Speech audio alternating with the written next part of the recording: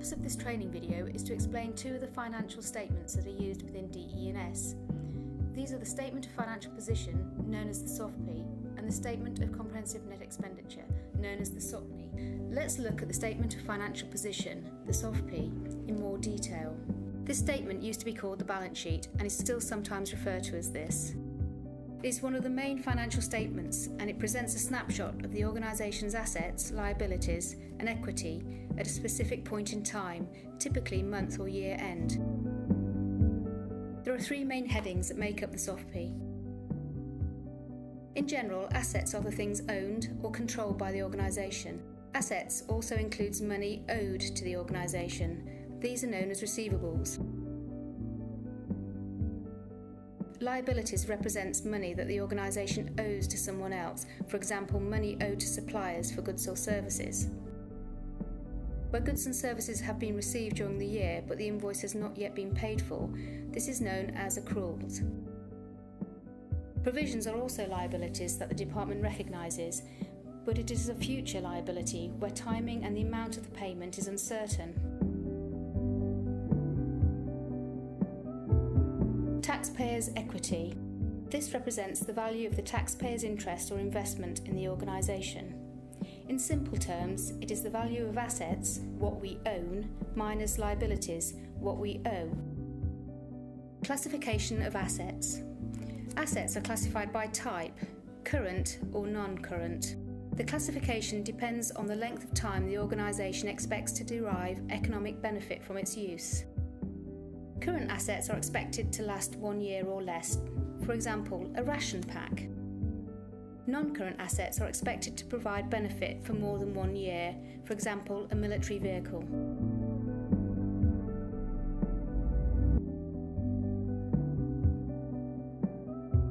An intangible asset is one that lacks physical substance. It includes patents, copyrights, franchises, goodwill, trademarks and trade names. The general interpretation also includes software and other intangible computer-based assets, which is very relevant to DE&S. We also recognise intangible non-current assets as those investments in development and delivery of new information, system software and licences that are aimed at improving DE&S's organisational performance. The most significant balances are intangible assets and property, plant and equipment, often referred to as assets under construction, or AUC.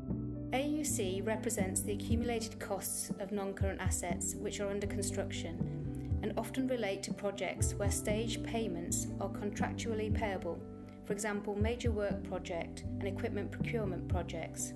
And these are categorised as single-use military equipment, or SUMI, or other AUC which we categorise as AUC fiscal. SUMI is defined as military equipment for which there is no equivalent civilian use. It covers weapons and vehicles, for example, warships, submarines, fighter aircraft, tanks, missiles. AUC fiscal is anything else that does not belong in the SUMI category. Within current assets, the main focus for DE&S is inventory, sometimes referred to as raw materials and consumables, or RMC, or single-use military inventory, SUMI. Consumables are not repairable and consist of such items as ammunition, fuel and lower value support items, for example hand tools. Inventory supplies are shown on the SOFP until the point of consumption, at which point the charge is reported in the SOCNI. A trade payable represents a liability to pay for goods or services which have been received or supplied and an invoice has been received but is currently unpaid. An accrual represents a liability to pay for work done or goods services received, but we have not yet received an invoice. Non-current liabilities. These are liabilities that are not expected to be paid within 12 months. A provision is a liability for which the amount or timing of the expenditure is uncertain. Provisions can be distinguished from other liabilities, such as trade payables and accruals, because although we probably have an obligation to pay costs in the future, there is a higher level of uncertainty over the timing or the amount. A common provision is a nuclear provision, which is made to cover the cost of cleaning up a contaminated site.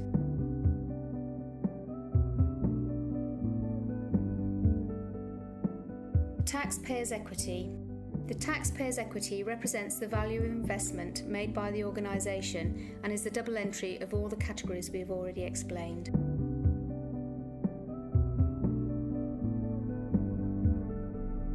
Now let's look at the Statement of Comprehensive Net Expenditure, or SOCNE. There are four main headings that make up the SOCNE. Income reflects the amount of money received during a period of time in exchange for labour or services from the sale of goods or property or as a profit from financial investments. Expenditure non-cash reflects accounting charges that have no impact on cash flow. An example would be depreciation. Expenditure cash reflects the business costs, paying for goods and services. Other comprehensive expenditure reflects net gains, losses as a result of revaluation of assets held. Income. The main source of income would be from the sale of MOD equipment. We have a department called DESA, Defence Equipment Sales Authority, who work with different contractors to realise the best return for the government against obsolete, unwanted or surplus items. Sales revenue can be from large pieces of equipment, for example sale of a ship, down to small items such as surplus tools or clothing. A recent success is the sale of HMS Ocean to the Brazilian government for £85 million. Expenditure non-cash. Depreciation is the main non-cash charge and is the method of allocating the cost of a tangible asset over its useful life. We depreciate equipment on a straight line basis, starting from the in-service date to the out-of-service date. Straight line means that the initial value of the item is divided equally by the number of years in service. By the time the out-of-service date is reached, the asset value will be zero.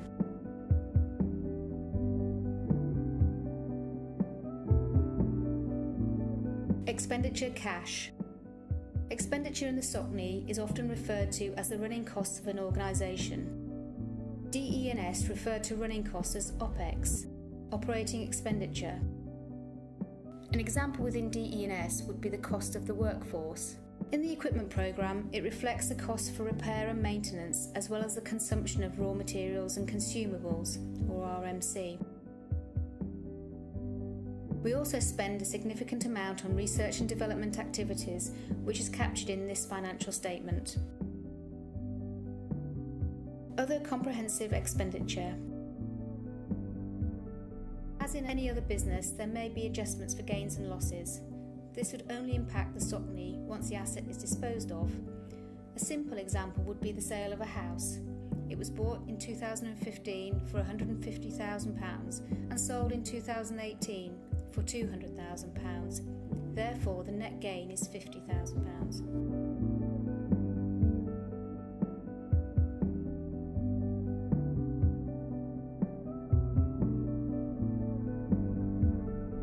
Categorising information on the statements. It is important for any business to capture financial information in a format that is relevant to the organisation.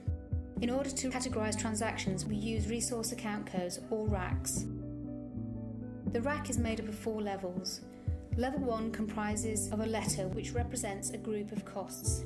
In this example, L equals pay costs. Level 2, the second letter, provides further breakdown. LJ equals civilian pay. Level 3, the third letter adds more information, LJA, indicating its non-industrial civilian pay. Level 4 is the addition of 3 numbers to obtain as much granularity as possible. So LJA007 is civilian pay costs for non-industrial casual staff.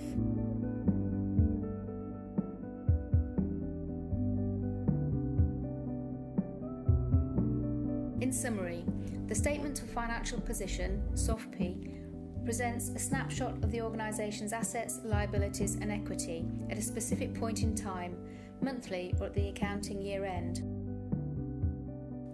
The SOFP was formerly known as the balance sheet. Statement of Comprehensive Net Expenditure, SOCNE, reports the income and expenditure for the year. This statement is known as an income expenditure account, or sometimes referred to as the profit and loss account.